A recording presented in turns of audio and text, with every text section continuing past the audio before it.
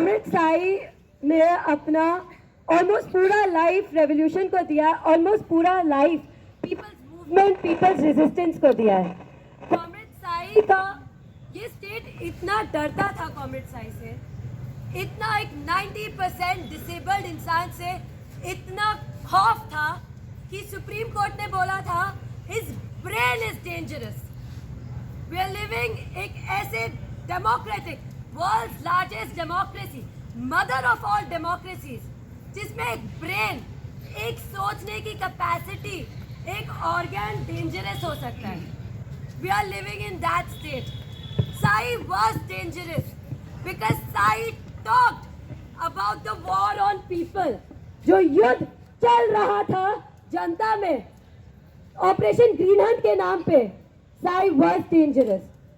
साई बार बार लगातार एक मुहिम छेड़ रहे थे ऑपरेशन ग्रीन हंट के खिलाफ। कंटिन्यूसली ही क्वेश्चन कि एक युद्ध क्यों चल रहा है अपने ही लोगों पे। But he was called a Maoist, he was called a terrorist, and he was put into jail.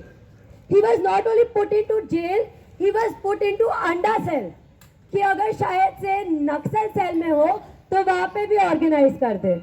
I remember Sai used to tell me कि साई को ये बोला जाता था तुम बाहर जाओगे तो तुम स्टूडेंट्स को ब्रेन वॉश करोगे, तुमको नहीं भेजेंगे हम। Literally, this was what was told to Sai. If you go out, you will start working then also. And it is true. Sai would have, and Sai was. Even after coming out, Sai had so many plans. Sai had so many ideas. And now it's our duty, our responsibility कि हम उन ideas और जो एक continuous war जो अभी भी चल रहा है ऑपरेशन ग्रीन हंट के नाम, ऑपरेशन कगार के नाम पे, ऑपरेशन समाधान प्रहार के नाम पे, सूरजकुंड स्कीम के नाम पे, उसको बार बार हम कोसे, उसके अगेंस्ट एक उतना बड़ा मुहिम खड़ा करे जितना साई ने खड़ा किया था। मतलब आई रिमेम्बर कि when Sai came out jail से, हम लोग उनके साथ एम्स में रहते थे, हॉस्पिटल में कभी कभी, एंड हम लोग रात रात भर बातें करते थे। And he used to tell me कि कैसे उन लोगों ने स्ट्रगल किया, कैसे वो लोग लड़ते थे और कैसे अंडा सेल में, मतलब जो पॉलिटिकल प्रिजनर्स उनके सेल में थे वो भी आके साई से मिलना चाहते थे, पर लगातार उनको वहाँ पे किसी को मिलने ही नहीं दिया जाता था साई से। I remember Vasanta in an interview saying कि I just want a hug, like, and she burst into tears. I mean, like, what Comrade Vasanta must be going through, it is unimaginable. The pain, the suffering. और सच बात तो ये है कि एक institutional murder ही है।